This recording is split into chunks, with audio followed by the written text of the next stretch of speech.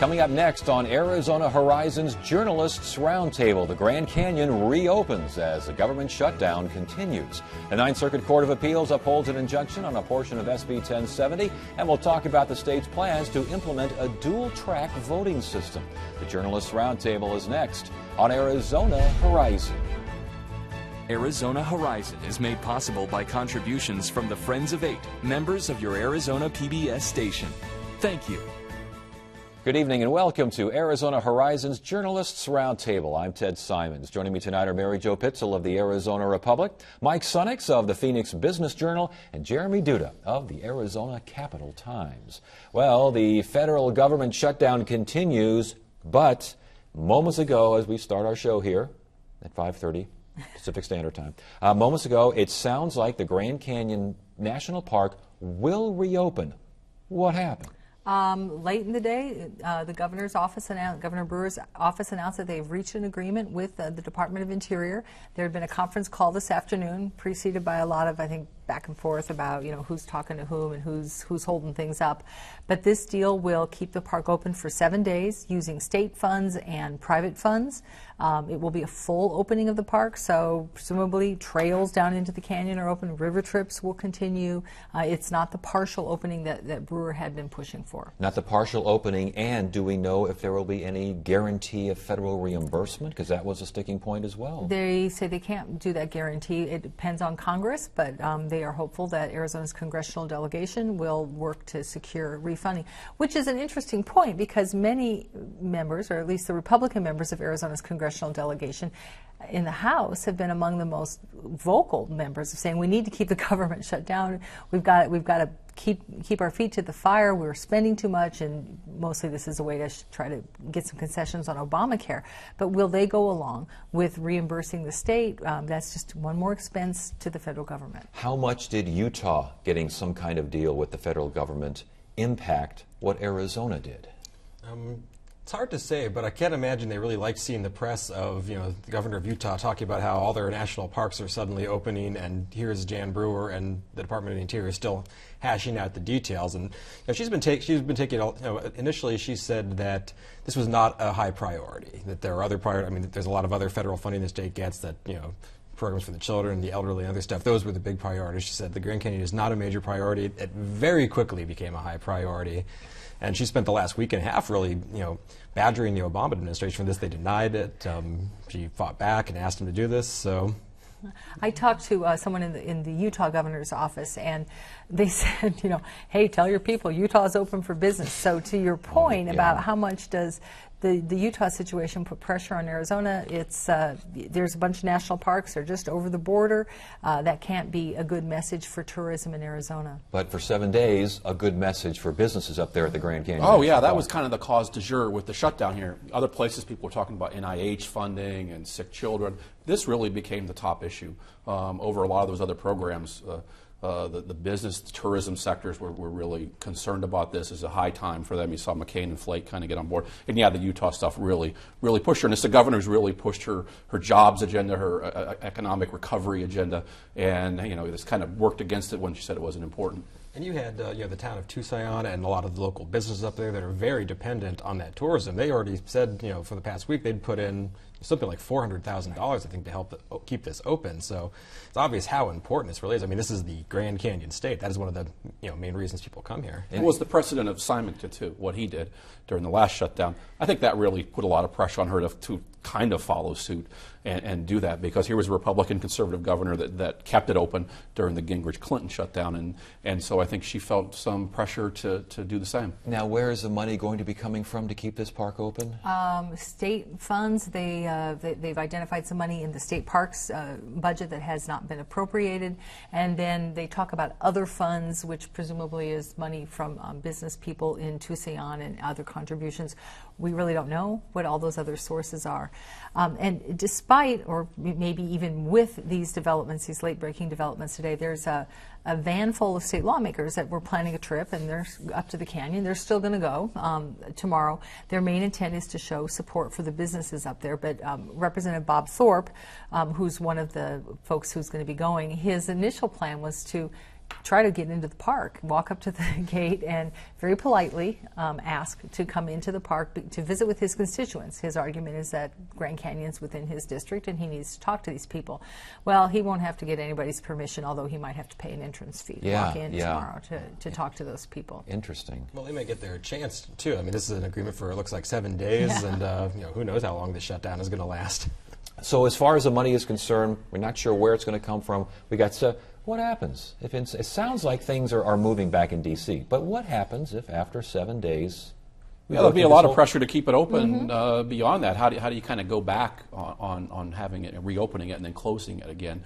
I think they're banking on something happening, but who knows back there with all the gridlock and inability to get stuff done. But I think there'll be a lot of pressure to keep it open. Yeah. But it is a valid debate. We're spending this money on the canyon. All the other things that have been shut down by the government, all the poor people, sick children, the NIH, all that type of stuff, important programs that aren't being funded. And we have a couple states opening national parks, which have their place, but you can make an argument for other stuff. Well, what I find interesting about this whole shutdown is that it makes the argument, despite what people said at the outset, that, oh, this isn't going to affect anybody, you're really not going to feel it. Well, every day there's a couple of stories that come out about how the shutdown's affecting people in different constituencies. So, it's the Grand Canyon. Well, wait a minute, are we going to hear now from the people at Casa Grande Ruins National Park, or what about National Monument or Saguaro National Park outside of Tucson? I mean, nobody's stumping for them. So it sort of makes an argument that there are reasons that all these things are knit together in something called the federal government, the federal budget. And there was, earlier, before this, a controversy regarding welfare payments, I should say. Arizona, the only state to not get those out as the government shut down. That was quickly remedied. Yeah, this is the Temporary Assistance for Needy Families program. It sends monthly cash payments to low-income families, and that looked like it was going to be one of the first casualties at the state level of the shutdown. Department of Economic Security said there's this program that's not going to be funded now, and TANF isn't going to be funded. And after a few days, we saw some press stories alleging that Arizona was the only state in the country that cut this off. Now the governor's office and DES say we don't know if this is true, but that looked bad for them. And apparently, Arizona is, I think, one of only 11 states that actually uses federal funds for this program in the first place. So there's only 11 states that would have been affected, but that's a very visible impact from the shutdown is very low-income people who are depending on this money. And it also shows that when it comes to low-income people in Arizona, the state's not there for them. This state depends on federal money for those payments, and when there ain't no federal money because of a shutdown, then there is no state money except in this kind of emergency where miraculously the Department of Economic Security was, after initially saying they couldn't do it, found a way to shuffle money and bring it in. But what I thought the lesson was is that Arizona is very dependent on federal funds for that assistance to the very low income. It's not going to come from the state. I think the media coverage of both of these things really drove these changes from the governor's office and other folks to reverse the course on both, whether to get the canyon open and to get these payments out. I think some of the negative press that, again, here's Arizona, the only one not doing that, I think played a big role in that. And we should mention as well, this is only till the end of the month. Yeah. When November comes, not only do you have TANF to worry about, but you've got nutritional health programs, you have a whole bunch of other things that, again, the state's going to be, again, this is provided the government shutdown continues. If it does, the state's going to be in real trouble here. Yeah, this is $650,000 that DES is shifting from elsewhere in its budget. That is only for about 3,200 of 16,500 families receiving this assistance. Providing that for all 16,500 for a full month after that, that is going to start costing a lot of money, and I don't know that the state can really afford to do that. Then, as you mentioned, there's the nutritional assistance program money will dry up at the end of October, and there's a lot of other state agencies that are using carry forward money, leftover federal money they'd already gotten for a lot of other federal programs. And all that puts more pressure on Republicans in Washington and our congressional delegation that support the shutdown, because all these stories, all these programs start straining state governments. That's going to start coming out more, and it gets more pressure on them and kind of puts them at a disadvantage. Do you really think they're feeling that pressure, though, the congressional delegation on the Republican side? Well, I think, the public opinion polls show, Republicans are getting hammered, but they're still in that kind of echo chamber trying to figure out what to do within their caucus with the Tea Party and their vocal contingent within the party. So I think it's starting to increase. And as you see things like this where state governments, are starting to really feel the strain and won't be able to fill these gaps, I think the GOP feels more pressure. So then the tension becomes, do you rely on the states to with federal permission to piecemeal reopen parts of government, or you just keep the pedal on the accelerator and say, wait, we got to, until everything can come back up, we're not, or pedal, I guess, on the brake, rather, and wait until everything comes back up all at once. That's going to be a huge split in the GOP between these governors and these very Republican governors in a lot of states trying to run a government and pay for these things and provide services versus the more ideological partisan folks in Congress, which don't really run anything. Well, you've already seen Governor Brewer a couple of times kind of hint that she really wishes the Republicans would knock it off with making the continuing resolution funding contingent on the Obamacare stuff. She said about a week ago that she doesn't think it's worth it, that the shutdown is worth it if you can get the delay of the Obamacare mandate. Because she said, well, this is it's the law. There's an election. There's a Supreme Court case set in stone. She made some even stronger statements a couple of days ago, kind of saying the same thing. She's still kind of, as I think a lot of Americans are still saying, well, it's both sides' fault, but she's kind of hinting that, she has kind of hinted that, hey, the Republicans need to knock this off. Well, yeah, and actually more than hinted, she said that, if Obamacare gets shut down, which doesn't seem likely, but if it does, that impacts the state budget. Arizona's state budget for this current year is built on the assumption that Medicaid is going to expand. That brings in money. If we don't expand it, well, if we don't have federal health care reform, then that's going to have severe consequences. It'll highlight the big difference between a governor, even a partisan, ideological governor like Jan Brewer. She's trying to run a state, versus a legislative body back in Congress or here, and folks that can just talk. And so I think you're going to see that split highlighted, even from conservative governors. And real quickly, the feds are going to repay this money, the DES money, correct? Is that? I heard that they had said they would do that, as opposed to the parks, which they said they are not going I think, on the DES stuff, they've told other states they were going to reimburse it. All right, so it's and more. Obama will be here on the tarmac, and Jan can go hand him an IOU or something. Yeah, we'll look forward to that. Arizona also making the headlines regarding a two-track voting system. And this by way of a legal opinion by Tom Horn. Talk to us about this. Well, this all stems from a Supreme Court ruling over our Proposition 200, which has required people in Arizona to show proof of citizenship to register to vote. The Supreme Court said you can't do that because there are people can sign federal forms that don't have the same requirements. You can require it for the state, but you still have to accept these federal forms that don't require people to show proof of citizenship. So what Attorney General Horn said this week is, well, we don't have to let those people vote in state-level elections. Governor and statewide offices, legislature, mayor, board of supervisors, sheriff, etc. They're going to create two voting systems. One where you vote federal only, so you have Senate, president, congressional races, and then another one where you vote for everything else. And if you registered using this federal form, it's federal races only. And if you register using the federal form and do not show proof of citizenship, proof of identification. Yeah, if you can do the federal form and show that proof, then you're okay. But if you don't, and apparently very few people do that, just basically under threat of perjury. I mean, you do take an oath when you fill out that federal form. Yeah, we were talking in the green room. I don't think most of us remember when we registered to vote what ID I showed or not. So obviously this is going to get sued, and we'll face a couple lawsuits. And boy, there's just a lot of dangerous legal water here on who gets put on certain tracks and whether it becomes a racial, ethnic thing also. But it's a challenge to these. It's a challenge that conservatives want in a lot of these federal laws. And a lot of other states will watch us and see what we do. Well, Kansas is about ready to follow suit. In fact, Secretary of State Ken Bennett, who asked for the opinion that Tom Horn delivered this week, is, along with the Kansas Secretary of State, Chris Kobach, they're already suing the Elections Assistance Commission, saying that federal form should have proof of citizenship on there.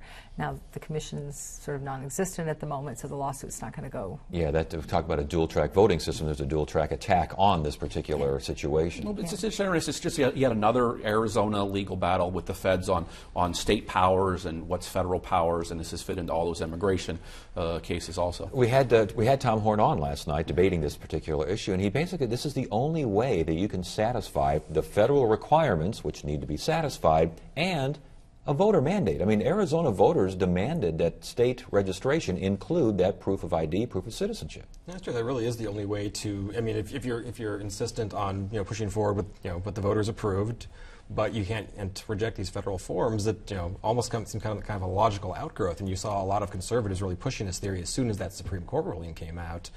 But it'll be interesting to see how it works in practice, because even if not that many people do use the federal form, now you have to create 2 ballots. Maricopa County said this will cost them about $250,000, not counting with the voter outreach they're going to have to do to inform people of this. Who knows what it'll cost in other counties? Does this negate all of this election reform we saw coming out of the legislature? I mean, the idea was to streamline things, make it quicker, make it easier. Now you got 2 ballots. Well, I would think it may not negate it. First of all, those election reforms may not happen because they're subject to a referendum drive. But certainly, you can envision if you're going to the polls for that increasingly smaller subset of people who go to the polls, there could be a lot of confusion on election day. Like, well, which ballot do I get? And then you've got to check all these records. And I'm not sure if that's the only way to. I mean, I guess that's Bennett Horn's position, is that this 2-track thing is the only way to satisfy the voter mandate of Prop 200. But then that raises the question of, is the fundamental problem here that we have non-citizens voting in Arizona, and and that Attorney proof General is Horn, scant. he will say that if you cross-check people who try to get out of jury duty and other things and say that they're not really citizens, and you do that. But again, 7 people have been. I think it's 9. Is it 9? Yeah.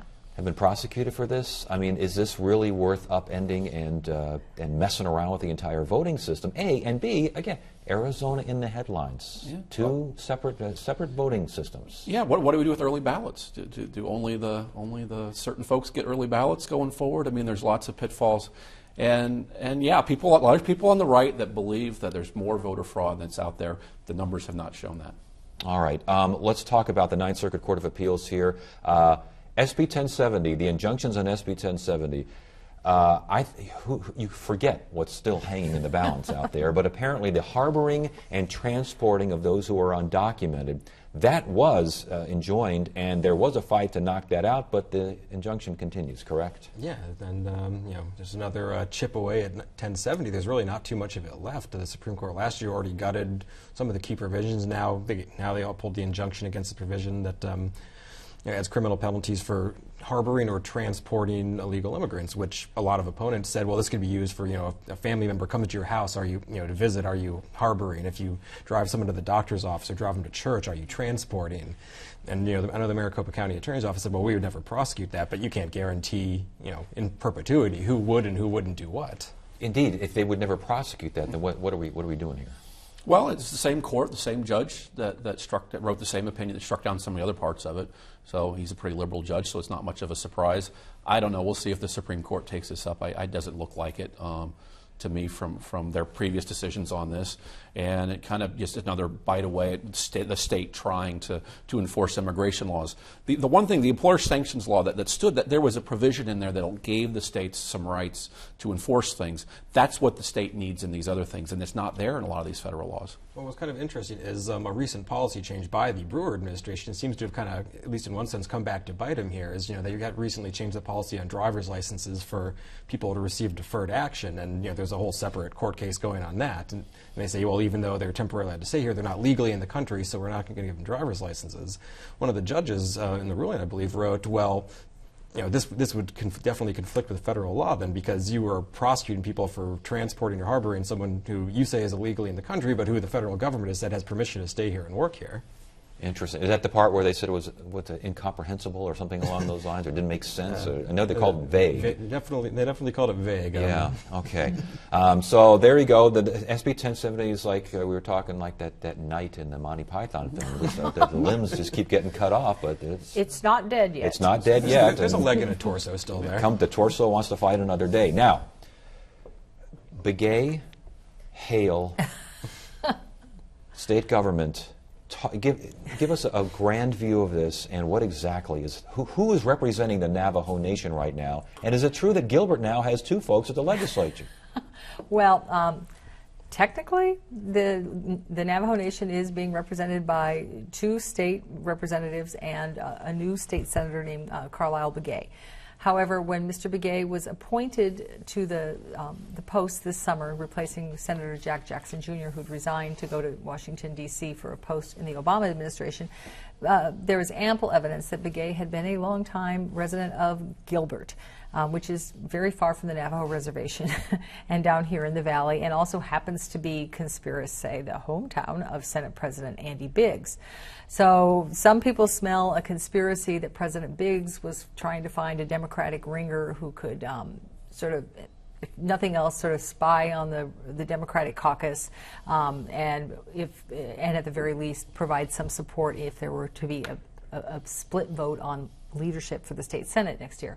There were a lot of challenges to Begay's residency, saying, well, and he was registered to vote in Gilbert up until a few days before he was sworn just in a to coincidence. office. Yeah, it seemed relatively clear here. However, Hale is not going to challenge this in court. Correct, and this was being challenged by Representative Albert Hale, who had held the Senate seat before.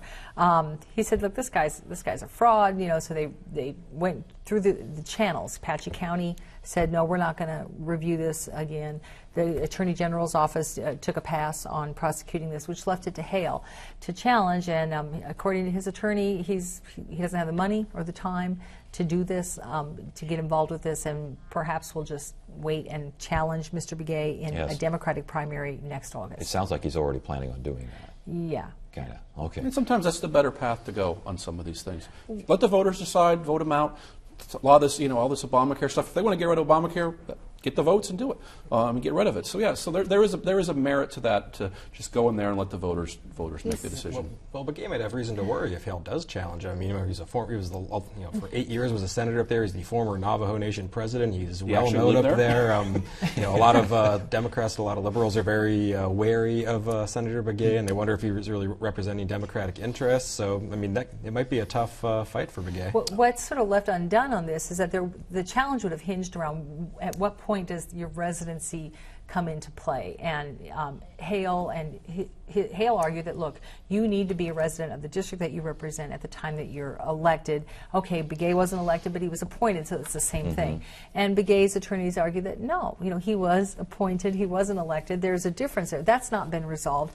And it is a bit troubling that you have evidence that people don't really live in the district that they represent, which then begs the whole larger question of why do we redistrict? Why do we have districting? Yeah. Look at all the money and blood and treasure we spend on redistricting. And that's a lot of folks up there. It's a big area for sure that needs representation. Before we go, Capital Times kind of made a little bit of news today, not today, this week, in quoting, or at least quoting the Facebook postings of a certain state representative who compared Barack Obama to Hitler. Well, she will tell you she wasn't necessarily comparing him to Hitler, but all common sense would pretty much say otherwise. She referred to him.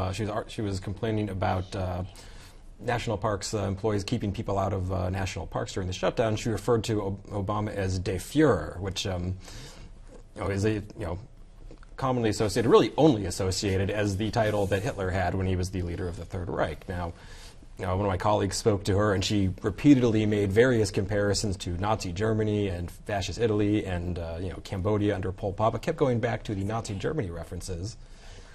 This is Brenda Barton representing the Payson area, I believe. Yes, she's in Northern Arizona. She's a second-term lawmaker.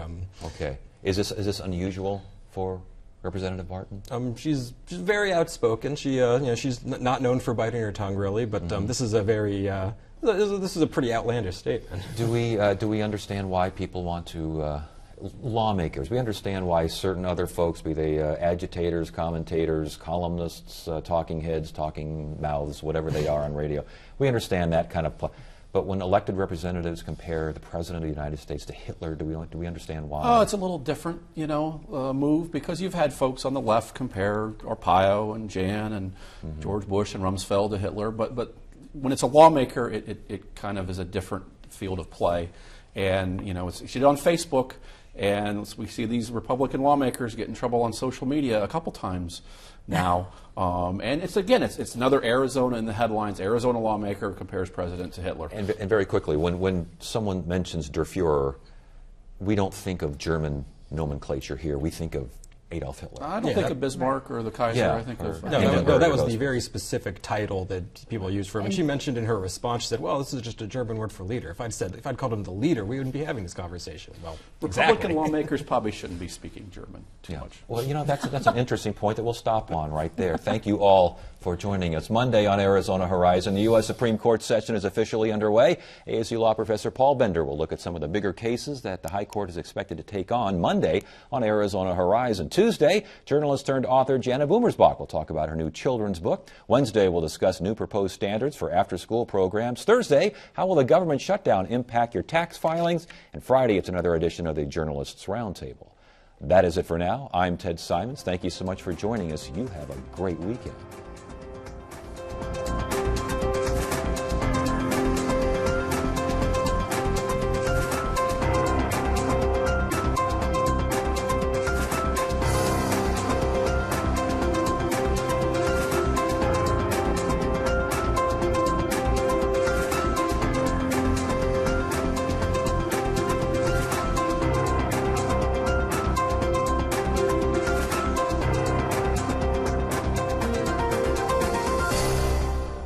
Arizona Horizon is made possible by contributions from the Friends of 8, members of your Arizona PBS station. Thank you.